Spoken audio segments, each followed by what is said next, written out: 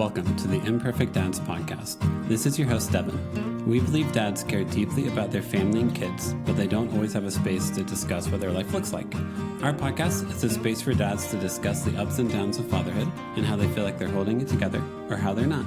Thank you for joining us for this episode. This podcast is part of the Never a Face Network. Make sure to follow them on Instagram or go to the website neverafacenetwork.com. On this episode, we have on lawyer Nonie Ferguson from Law Elevated in Park City, Utah. We talked about always finding half-eaten kid snacks around the house, how she's having a second kid any day now, how she's preparing for a second kid, why she became a lawyer, moving to Utah, taking the bar twice, her time as a public defender, how she switched to family law, and her mental space with running her own business.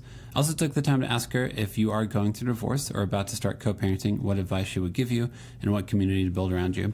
I have had dads message me before in here asking similar questions, and I really appreciate Nonie's insight on the subject. And also just like one more thing. Dad, just start the episode. Oh, my bad. Nice. I feel like as a parent, I always have stuff in my pockets. Like no matter what, like I literally just like, oh, that's a used snot rag. That I don't know which kid needed that today, but Absolutely. apparently someone That did. or leftover food of some sort. Do you ever, by the way, this is how casual I'll be for like most of it. Great. I love it. Good. Like I've done that before where like, yeah, you like sit down in the car to like start driving your kid and you're like, I have half a Chewy bar or half like an applesauce pouch that I apparently Yeah. didn't put the lid back on. And now I need to wash these pants like 3 times for it to Yeah. be clean. Always. Or something starts smelling in your car and then you realize it's some snack that your kid left somewhere. Yeah. Or like you let your kid drink a yogurt, like one like the liquid yogurt. Those are the worst. I know those very well. My daughter's obsessed. Oh my gosh. I always have to yell like I'm about to hit a speed bump because if I don't, it's always like one of the kids goes to take a drink, then I hit the speed bump. And then it's just Yeah. screaming in the back seat and you're like, what happened? Is everyone okay? Yeah. Just yogurt everywhere. Just yogurt everywhere. How many kids do you have? I have one daughter who's 4, and then I have another on the way who will be here in January. What? Wait a second. You're about to be mom round 2? Yeah. Mm-hmm. That's awesome. Yeah, exciting. That's so cool. Yeah, we're pumped. That's sweet. One of my daughter's birthdays is in January as well. So Cool. winter babies. They're awesome. Yeah, that's Yeah. good to hear because a lot of people have said the opposite. They're like, oh, it's hard to have a kid in January. But We'll like see. you just buy warmer clothes for them whenever they're a newborn. I mean, like you also I think so. like I think you live in Utah, so like you guys are I do. prepared for like cold weather. So like if she needs to have a birthday party, I'm sure you've got indoor play areas like urban air and all that. And we're just like, yeah, we got birthday parties covered. We'll be fine. Totally. I think it's more because you live in Utah or Colorado, a space where, people are obsessed with recreating, right? Uh-huh. It's more, I think, the fact that people feel bad for you that you can't go ski, you can't go, cross country ski, you can't do Man. all the things as much, right? Yeah. I mean, maybe you can have whenever, is your second child going to be a son or a daughter? It's a boy, A boy? yes. Eee! Maybe Yeah. you can have cross skiing birthday parties for him though, whenever he gets older, Right? Yeah, and hopefully he'll be into that. Well, fingers crossed. Yeah. Are you into skiing and all the recreational stuff of that? We are. We love it. I think that's, the big reason why we love living up here is all the recreating and the outdoor space. It's awesome. Yeah. And it is also like different. I mean, I live in Denver suburbs and Mhm. like the mountains are still like an hour or 2 away. I feel Right. like in Salt Lake City, like they're right there. Like it's there. It's like 20 minutes. Like it's nothing. And I think that's why Salt Lake is like, obviously you in Denver, Denver's changed so much, Uh-huh. right? It's like blown up. And I think that's what's coming to Salt Lake or is already here. Like people have finally figured it out that Salt Lake is pretty cool. Yeah. And it's a really, quick drive to the mountains and the airport. So Yes. it's all coming together, fortunately and Yeah. unfortunately.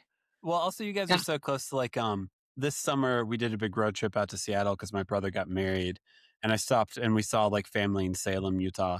So we went to Arches. We hit up like all the national parks, Mhm. and like you guys are within like 6 hours of like tons Yeah. of national parks that are all like beautiful and amazing. Yeah, Utah is a hidden gem It for is. sure. But like I said, it's the secret's out, you know? Everyone's finding out. Someone keeps Yeah. blabbing on podcasts like Yes. currently right now. Yes. Yes. Since COVID, really, right? Like, I feel like everyone took like their, I don't know, their road trip to see the national parks, which is great. And Utah was a little more open during COVID. So you have people move here and yeah. They're all good. How do you feel? How's it feel like? How's your pregnancy been? I'm just going to act like I have any idea how to know what it's like to be pregnant as a man, but how's your pregnancy been so far? You're a dad. I mean, you've been through it, right? Yeah. Being, you know, around a pregnant human. Yep. It's been pretty good, you know, all in all, thank goodness. Can't really complain, but always towards the end you're a little uncomfortable and ready for the baby to be here. Yeah.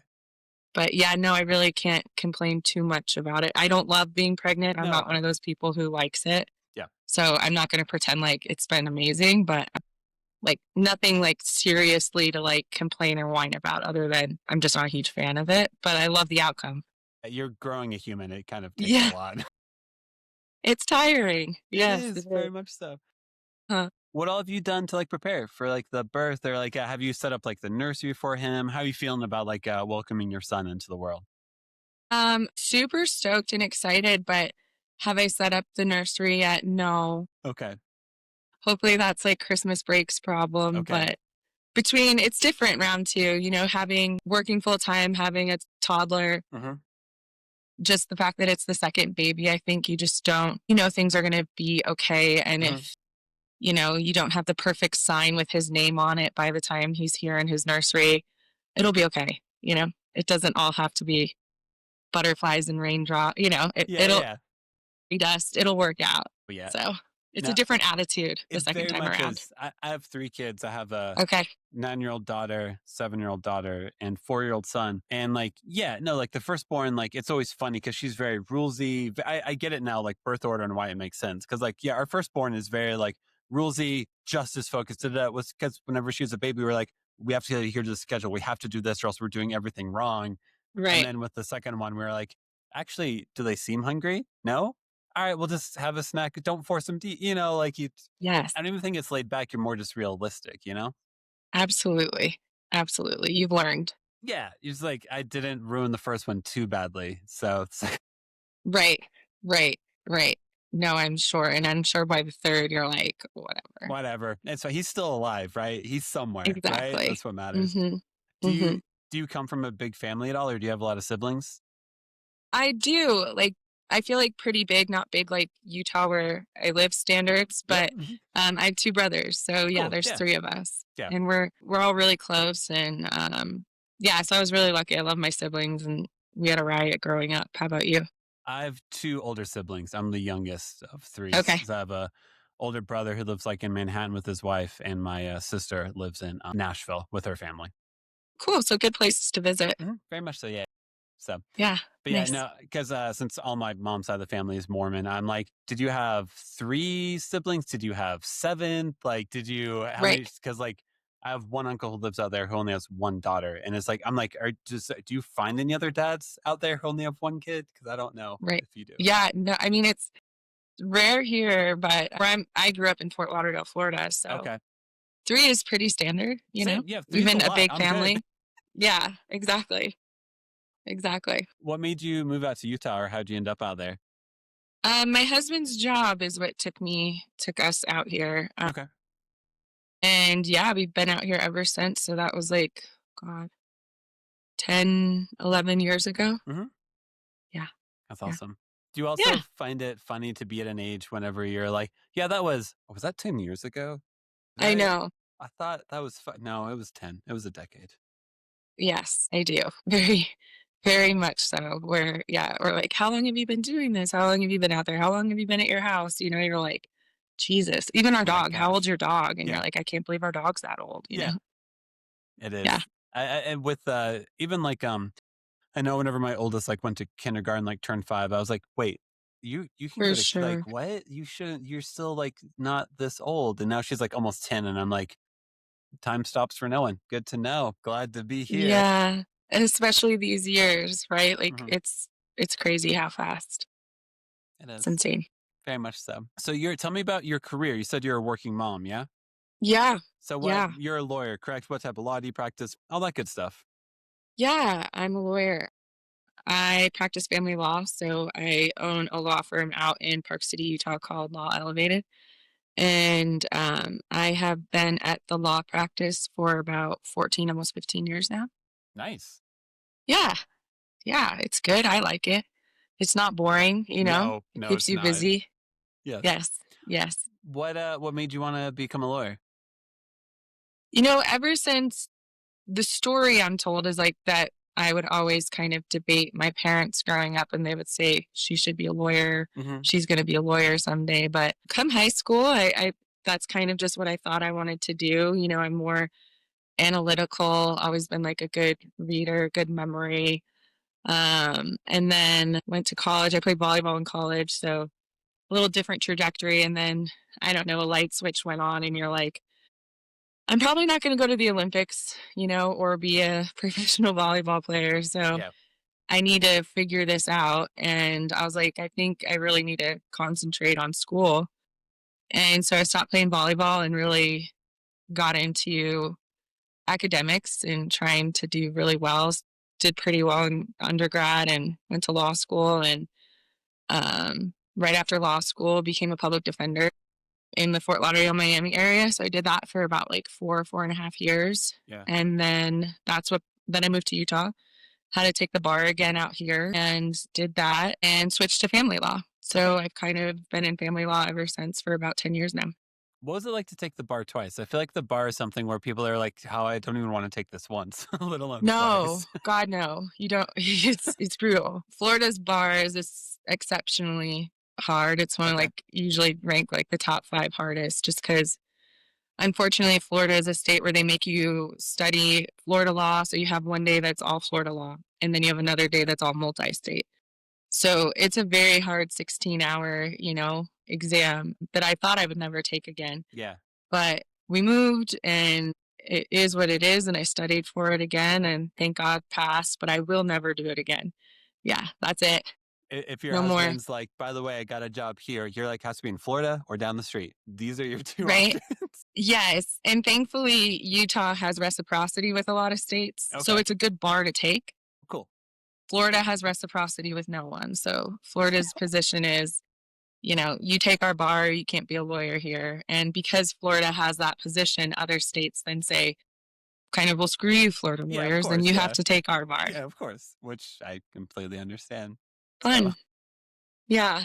there's so many things you learn as an adult. We're like, yeah, I live in this state. I'll do all the requirements or whatever to be, able to legally do things. And then life is like, what about another state? And you're like, oh wait, this is messy. I don't like this. Right. Never mind. Yeah. Not, immediately part of the plan, but No. I feel like that's how good things work out, Yeah. Yeah. Pretty much. Change where it's all good. It is. I would think being a public defender would be very hard and very exhausting. Was it? Mhm. Is that a correct assumption? Yeah. It was so during law school, I interned at the public defender's office because I really was passionate. I knew I wanted to get into criminal law. Mhm. And I was just more defense mind frame versus like prosecutorial. Yeah. So I interned there. And then when I was studying for the bar, I was able to work there a little bit. And then pending bar results, I was able to work there and then got a job right after. So I knew what I was like getting into as, a young lawyer, and they throw you in, right? Like there is not a lot of training. There's no hand holding. It's an amazing experience because you're all of a sudden in jury trials. Yeah. And you spend, your commitment. Mine was, I think they wanted you to do a 3 or 4 year commitment and you grow a lot, but yeah, it's stressful because you're helping, especially as you build your career there, you start getting more serious cases. I think when I left, I had like 100 and something active, first or second degree felonies. So What? yeah. And it's stressful. People are going through like a huge stress in their life and have their freedom on the line. Mhm. And so you're dealing with that and you want to get them the best outcome. You're in court all the time, every day. You're visiting your clients. You can't just call them, 95% of them, you have to go see them in jail or prison. So yes, It was a grind, but it was an amazing experience because you get litigation skills Gotcha. that I don't think you get elsewhere unless you join, the government sector Mhm. and learn. So that's been a real blessing for me as like a practitioner later in my career. Just all that time I was in a courtroom and in front of a jury, in front of a judge. It was invaluable. I absolutely wouldn't be where I am today as like a business owner, as a successful litigator without that experience. It was integral for sure. Yeah. Well, I'm sure also like I think a lot of life is just familiarity with it, where like you're familiar with it, you know how you can like if I go into a courtroom, I've never been in a courtroom, I've never talked to a judge, I'd be terrified. So like Yeah. I'm Oh, sure yeah. I'm sure you still have some nerves whenever if you have to go to court or something like that for a client. But I'm sure it's like your brain is a lot more like, hey, you've done this before, you're good, you got this. Yeah, it gives you a confidence, and I don't think you don't realize it when you're in it. Hmm. You're telling yourself because there's a lot of kids in law school who, they want the big fancy law firm downtown where they wear a suit every day Yeah. and they have a nice starting salary. So you can go that route, but that route has a ceiling over your Hmm. head and they keep you here. And 10 years from there, maybe you're arguing a couple hearings, right? It's such a slow process to grow. So you sacrifice income and the fancy suits for the experience, which is amazing. And yeah, sure, you still get nerves every once in a Yeah. while, but you're confident, right? Because not many lawyers walking in a courtroom, unless they're criminal defense attorneys, prosecutors too, have even had jury trial experience. Really? So Okay. yeah, That's it's a good fascinating thing. to me. Yeah, yeah. No, it's just that's cool. That's my It brother-in-law was great. and sister are both lawyers. So I come from family of lawyers and stuff. So I can also be argumentative if I need to be. I'm sure. And just like learning about that world is so fascinating to me because it's just not part of my normal at all. Like, hey, jury selection. I'm like, what the hell do you do for jury? Like, I don't know what you do for jury selection. Like, and Right. I know Right. it's all intentional and there's a process and there are rules. And I'm like, I don't know any of how this works. And hopefully I never have to find out. Exactly. And nor are you supposed to. You know, Correct. why would you? Yes. What since you do family law, like, is there anything you specialize in family law? Or is there like an area of family law where you like most of do people come to you for a specific element of family law specifically? You know? Yeah, interesting question. Family law is like pretty broad in Okay. that when most people hear it, they think divorce, which is obviously like a huge facet of it. But then there's, paternity, people that don't get married that have children and need help. Then there's adoption, Hmm. and then there's protective orders. Yeah. Protective orders lean a little more criminal. Adoption is like the nicest thing we get to do. Like Yeah. it's great. And then there's enforcement hearings because people aren't complying with their orders. Then there's mediations. So what's great about family law is just there's so many pieces to it and so many different parts. But I would say like, if someone says like, why do you think people come to you? I would say it's probably because of my litigation background and just knowing that it's a bit unique and that I can handle, a trial pretty well. And then just probably my like compassion and ability to connect with a client versus just treat them like a client. I would say those are probably my two strongest points as like a practitioner, just the ability to sit there and actually talk with someone versus just treat them like they're a case, which is terrible, but it's how a Yes. lot of law works. Yeah. Because I mean, I could imagine how you could get into that mindset of like, hey, I need to make sure I need to get to this outcome. Tell me what data points you can tell me so I can get to this outcome. And then just focusing on that and ignoring that as a Hmm. person who probably has had an awful experience and that's why they're here. Yeah, they're going through one of, the hardest times in their lives when they're coming and talking with you and meeting with you. And a lot of them have kids, and to think of a world where they don't see their babies every day, Hmm. it's traumatic. It is. I Yeah. never thought of family law adoption being part of that. That is so cool. That makes a ton of sense. Of course it is, but that's so Yes, cool. it is nice. I wish I got to do more of it. We do a couple a year, but they're great when we get to. That's so cool. Yeah. Did you ever want to own your own business or is this kind of like naturally? I feel like lawyers normally own their own business and stuff. Was it kind of just like, hey, this will be better if I own my own practice? Like what made you Yeah. become a business owner as well? So like young Noni in law school, I never thought that. Yeah. I thought I was going to be, you know, a public defender and change the world and maybe go private criminal. But never necessarily probably thought of myself as like a business owner. I became a partner at a prior law firm, so I worked up to that. So I learned, how a law business works, Mm-hmm.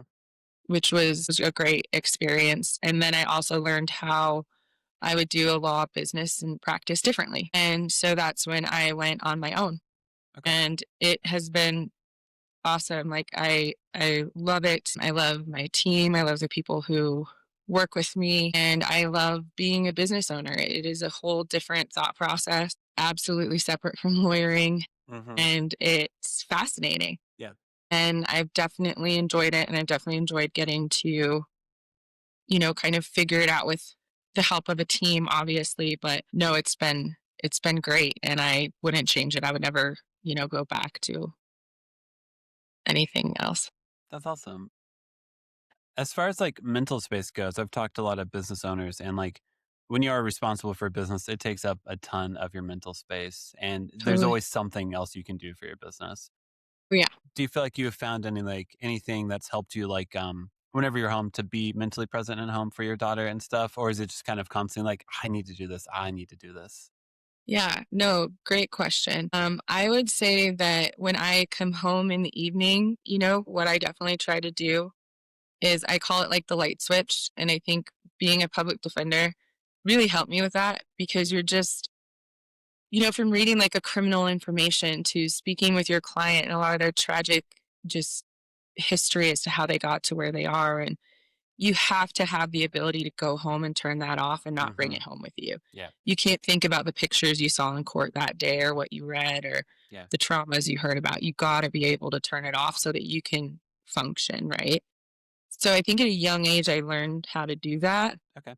And that helps me, every day as a business owner and a family law attorney because my clients too are going through a lot. But when I get home, I try to really hard just to be home. And how you accomplish that, or I do at least, is like it's just I wake up really early. Like I wake up at 4:35 most days, work for a couple hours before my daughter, even surfaces, and try to work out because that's what's good for my mental health too. And then if I can get 2 hours of work done in the morning and a workout, I feel like I can be present for her, for my husband.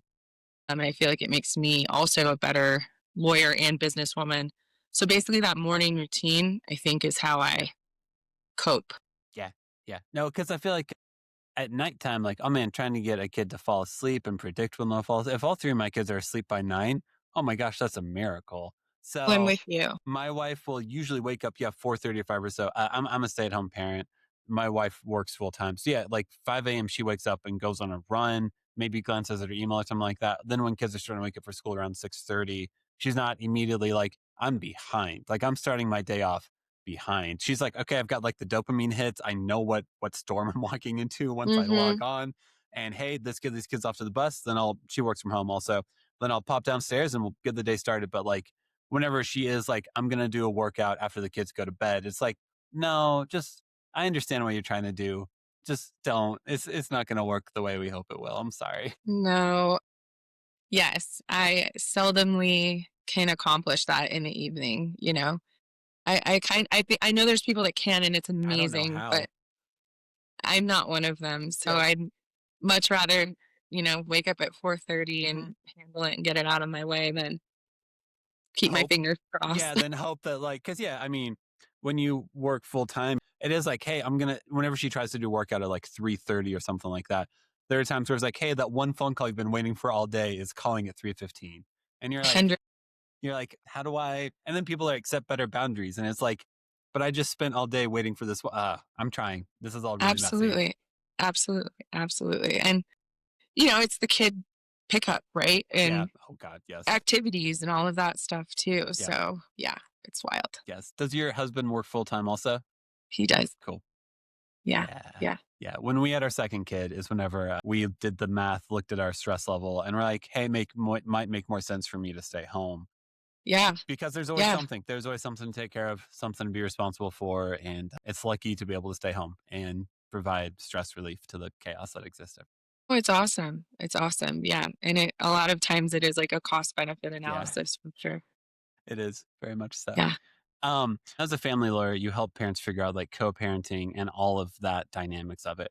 I've had some people actually reach out to me on Instagram before, be like, "Hey, I'm about to go through a divorce. Do you know what I do to like? I'm about to go through this whole process. Do you have any tips or advice for me?" I never know what to say to them. If you are talking to someone who's about to start their co-parenting journey and all of this, are there Hmm. like baselines, guidelines, anything like that you usually tell them as they're about to start this parenting adventure? I don't know what else to call it.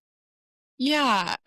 For sure. It's an adventure. It's a lot to go Yeah. through, but everyone's story and how they're coming to me is so different in so many different ways. And I really try to like tailor my advice to their situation, Okay. their kids, what they're going through.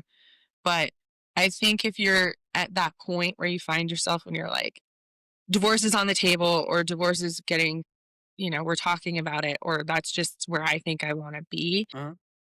I think the most important thing to do is start educating yourself Okay. and go meet with attorneys because if you've ever, met with therapists, you're probably and probably shouldn't go with the first one that you meet. Or maybe you do, but after you circle back after talking with others, because we're all different. We're all going to have different advice for you. But the most important thing isn't so much the advice, Okay. because a lot of times I think people have things they want to hear. And whether you acknowledge that as a human, that you want to hear something from someone, or you are not aware of that, but you have this mindset of, I'd really like this to be my outcome. Well, you'll find a lawyer that will tell you this is going to be your outcome, Hmm. because the lawyer knows what people want to hear. We meet with hundreds of people and we know the narrative that people want to hear, but that's not, I guess my number one tip would be, that's not the lawyer you want to hire. You want to hire the lawyer who's going to listen to your story, listen to your background, and then tell you the good, the bad, and the ugly. All the possibilities that are possibly coming your way that include negatives, because that's how you're prepared for, a hard road coming your way. And will it be better? Uh-huh. Absolutely. But will it take some time to get to that kind of better place? For sure. But you want to work with a lawyer that's going to help you with those twists and turns, not just kind of always tell you it's going to be okay. And yeah, I'll get you out of alimony. And Yeah. yeah, I'll get you sole physical custody. It's like, no, you won't, Yeah. and you got to know that. Yeah. And the client has to know that. And so meet with a bunch of people, talk with them, and hire the one that maybe necessarily didn't tell you, that everything is going to be like a rainbow and lollipops and fine. Go with the person you had the most connection with. Okay. Go to the person that you felt like, man, I could sit and have a beer with her or Uh-huh. him, or I could go get a coffee with them and just feel really comfortable and I can tell them everything. That is more important than hiring the bulldog. That would be my absolute top advice, is when Okay. people market themselves that way, or they really don't give you the time of day and just want to hear, how much money do you make? How many kids do you have? And they want to spit out numbers. And no, that is not going to get you the outcome you want, because you're Yeah. dealing with a family. You're not dealing with a mathematical equation. No, or it's not like you're not suing a business. You're not being like, this is personal injury and I need to sue the trucking. It's like, no, this is your ex partner.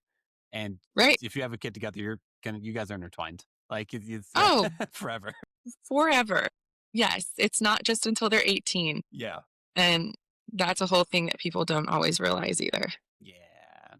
Which I mean, I've heard some people or some dads have come on here and said like, now that like their kids are grown and like they're in their 50s or something like that, they're co-parenting or like they get along with their ex like great, but like there are 20 years of them not knowing how to talk to each other. And I'm like, Yes, this is a long journey, guys. it So is. learn how to represent yourself, I guess, well, and just it's not going to be that clean. I'm sorry. Yes. No, no, no, no, no. If people can avoid litigation, they can usually come out with some level of respect, decency, and even friendship. Yeah. After litigation, it makes it really hard to co-parent well, to get along, to see each other at functions, because you go from being two people that loved each other to two people that, have accused each other of being the worst humans on planet Earth. So Yep. hard. That's not good for a relationship. That's not Hard. Hard to recover from what people, throw what out. comes out. Yeah, what comes out because they're trying to gain something. Yeah. Yeah, that's not so fun. It's not. It can be hard. Yes. Do you find this is a question I have gotten from dads before, is like support groups for divorced dads. Is that like something you've seen, or you feel like it's that common, where if like you have a dad who you're representing and like, hey, go meet up with this group so you can have community? Is that something you've seen before? Yeah, yeah. Here and there, Yeah. I wish I could tell you, oh my God, I know of these Yeah, of amazing course. support groups where I send, a lot of my male clients, but I really don't. Yeah. What I think helps a lot is, obviously, if they can find that, that's awesome. But I think if anybody can swing it, it's expensive to have a lawyer and a therapist at the Yeah. same time. Yep. But usually that combo works Mhm. really well for people, because, again, you're going through one of the hardest struggles like you've ever been through. And even if you don't think it's going to be hard, the transition from not having your children with you every day, or all of a sudden your estate, your income being what feels like split in half. Like there's a lot of transitions coming to you at once Yep. that are hot and fast and stressful. And what you really need is a team. Like, I'm one piece of the equation. I will take care of, the divorce in a way where I try to make, the next phase of your life better and you stronger. But you're also going to need, probably, maybe, the help of a therapist, Mhm. probably the help of a financial advisor, a good accountant. And I try really hard to sync my clients with those other professionals, because I realize, like, I can't be all of it for you. And a lot of lawyers think they can. They think they're the CPA or the, certified divorce financial planner or the therapist or even the personal fitness trainer, right? Like, but I try to align my client with those people so that they can feel better, because if they know someone's on top of their finances, if they know, hey, you know what, for the first time in 10 years, I'm not doing my taxes this year. Um, I have this therapist, or Noni set me up with this personal trainer, and now I get to, like, actually focus on myself for an hour and feel better. Then, like, they'll be better and they'll be better parents, and their overall outcome will be better. Yeah. That's a very realistic answer.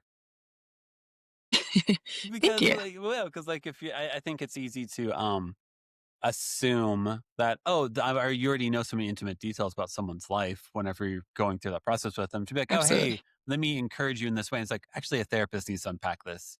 Yeah. That's not my role. I can Yeah. encourage you. I can show you love and support. But if you actually want to get to the root of this, that's a trained professional who understands what's happening. Absolutely. Absolutely. And I call it, at my firm, the collective, and have these professionals that I work with and I trust, that I refer my clients out to. And I think that overall, again, the outcomes have been better, because I'm not trying to be that person Hmm. for them in every sphere of their Yeah. life. That just makes me assume you might have learned a healthy boundary or two in your experience of being a lawyer. Yes. Yes, for sure, it's a healthy boundary. And I learn from those professionals too, Yeah. which is great. And I love the conversation, and I love kind of like a collective or a group approach to Yeah. things. I mean, you're a mom, so I feel like you are told you're supposed to be able to be everything and do everything. So for you to actually be like, no, that's an unrealistic expectation in some area of your life is like encouraging and good to know that some people can do.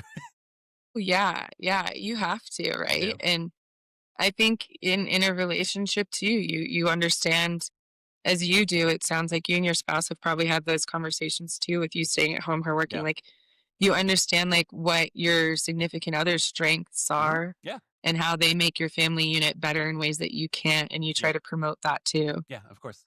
Yeah. Yeah. It's my wife is a very competitive, career focused person.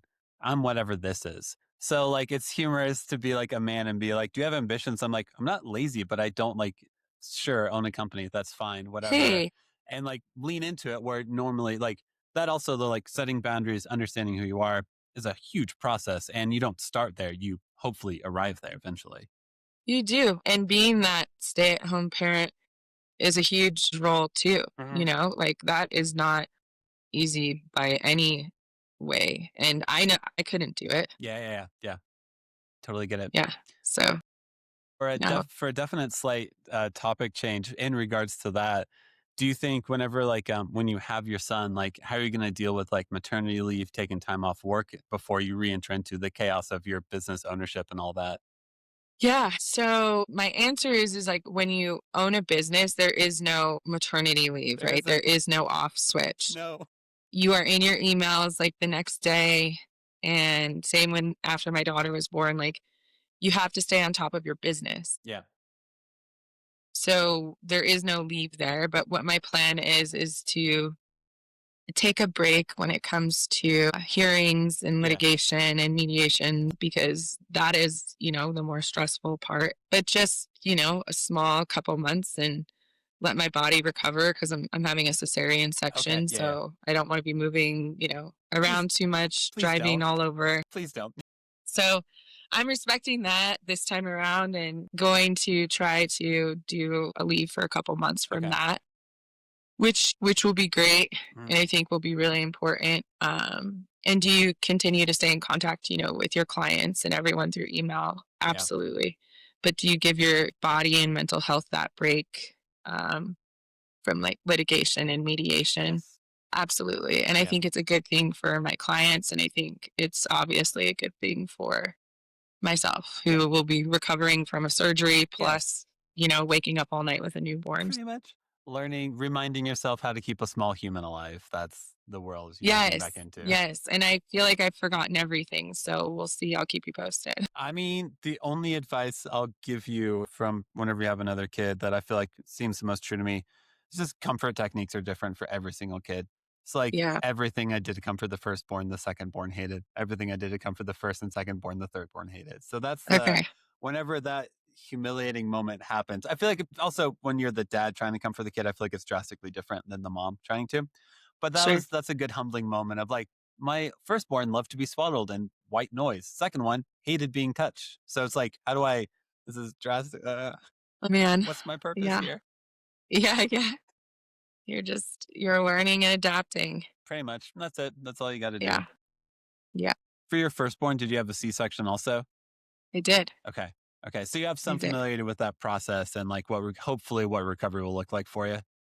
Yeah, I think so. Yeah, as much as you can. Uh-huh. Yeah. And it'll be fine. Yeah. I know. I feel like I drove my wife crazy with because she would have like Braxton Hicks because she did them vaginally or without a C-section for all three kids.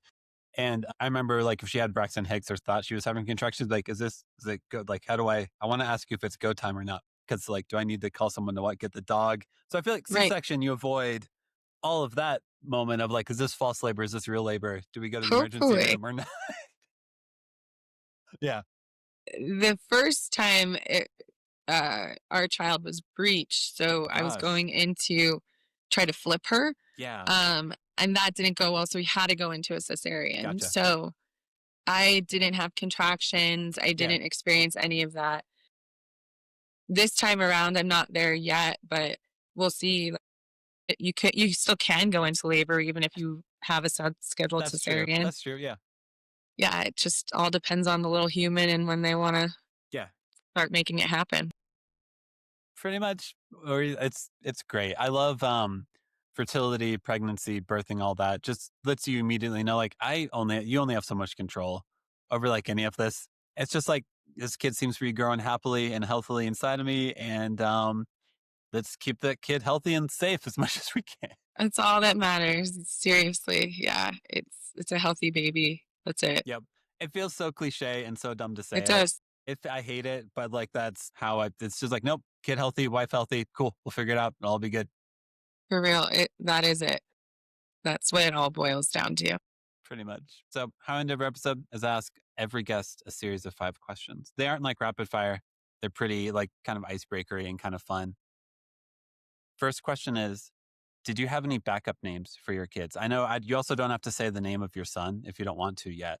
But if you had any backup names, almost any names you almost named your daughter or you like could have named your son? Do you have any of those? Yeah, we absolutely had backup names. The boy was pretty easy. We were committed to naming him after my husband's granddad. So that's been easy. Our daughter, we went back and forth, and then a name we talked about in the beginning that we kind of said no to is what we circled back to and ended up there. So yeah, no, we absolutely had backup names. Okay. Do you want to share any? Can you share any of the backup names or what names you almost did? Like, do you remember what the names actually were? Yeah, I mean backup names for we really we loved June, but we decided June's against beautiful. it. Yep. Yeah, we thought it was really cute, but we decided against it. Okay. Gotcha. Next question. Do you have a favorite like TV, movie, or like fictional character mom? Ooh, TV, movie, fictional character. You don't have to give an answer for all of them. Just in general, like, was there like a TV, movie mom, like growing up or anything that you're like, that like sticks out in your head? You know what? Just like direct, honest answer that I can think of. I don't ever remember growing up idolizing kind of or fantasizing of, about being a mom. Like I've always wanted to have kids, but I can't think of someone who I was like, I want to be a mom like that person on TV someday, or I want to be just like her when I grow up. Okay. I don't think I had that like really for any, kind of female figure on TV or media or anything like that. Okay.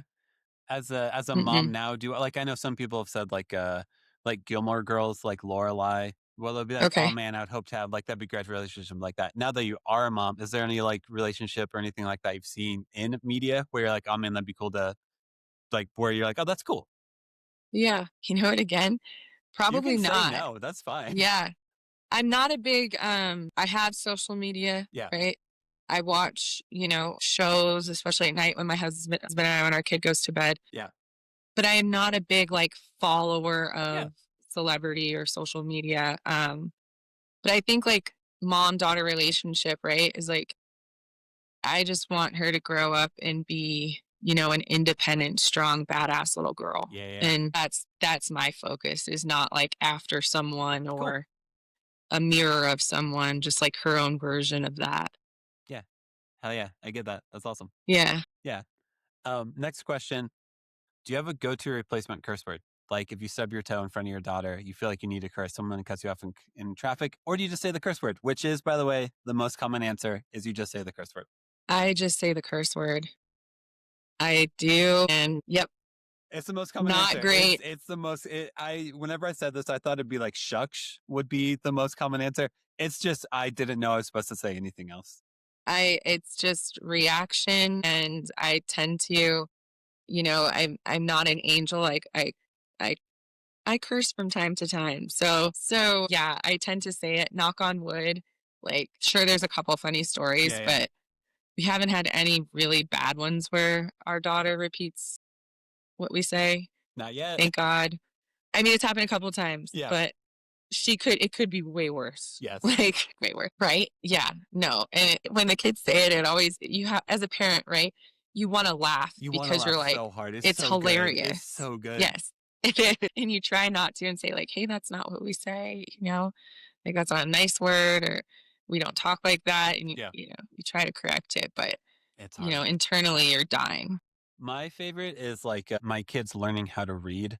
So there was one time I took my like middle child to like the bathroom, like a burger joint where there's like stuff written on the walls, and someone had written the F word. And so she started spelling it out. She's like, F you. And then she said it. And I'm like, I'm equally proud, but have to discourage you at the same time. Right. Don't know how to thread this That's needle. not a great one. Don't know how to thread that needle. I'm sorry, your mom was busy. I had to take you to the men's restroom at a burger place. So yeah, it's not going to be worse. I know. I want you to know. I'm sorry. Yeah, it's okay. It happens. It does. Next question. What's like one of your favorite, do you have like a favorite toy or activity that you do with your daughter?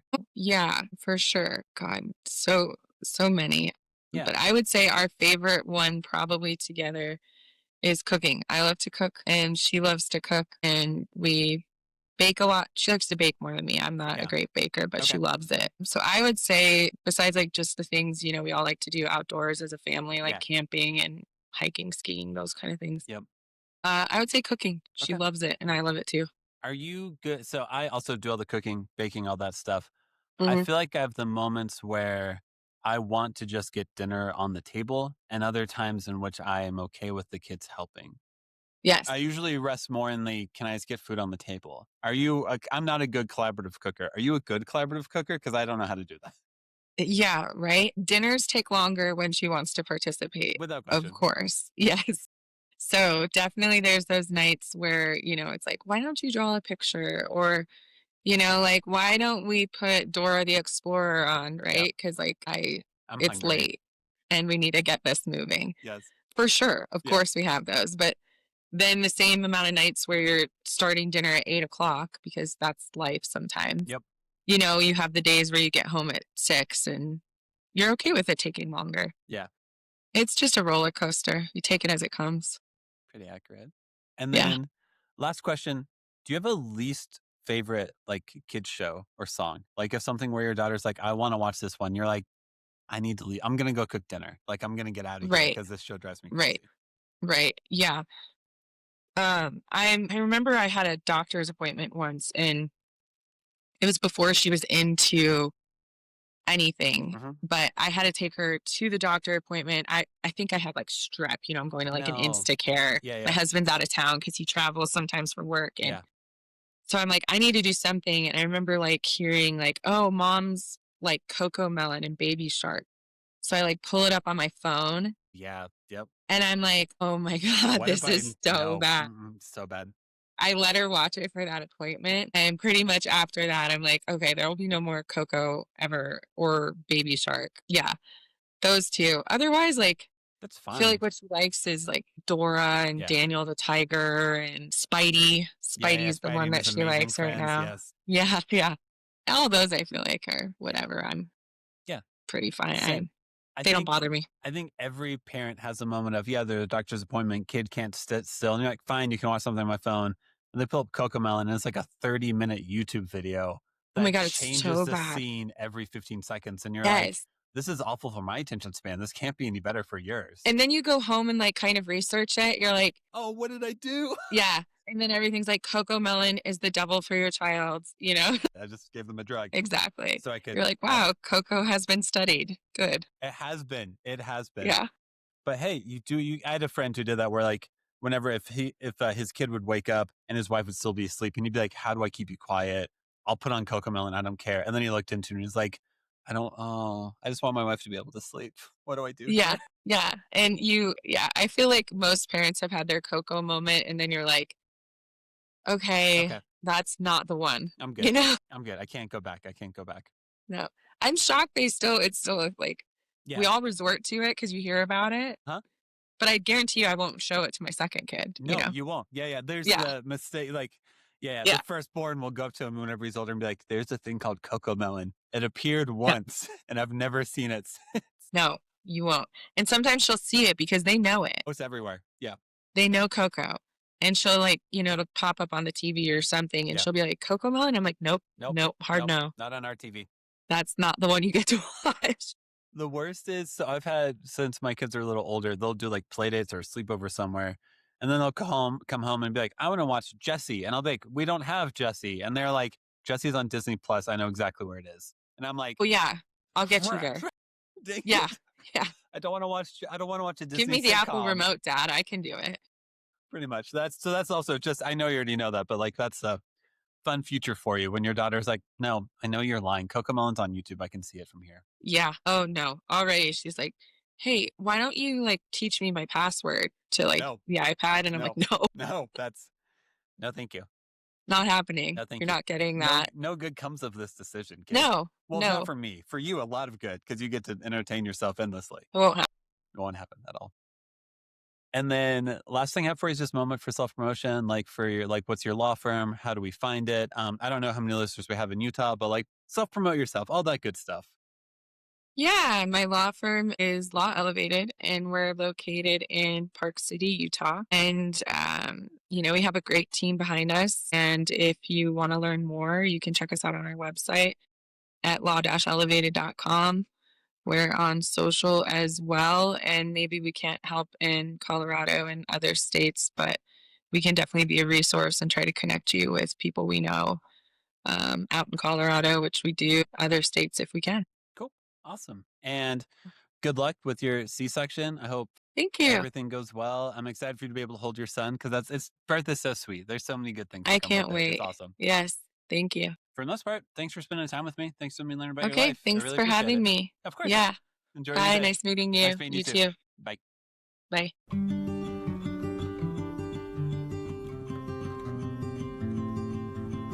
Thank you so much for listening to the episode.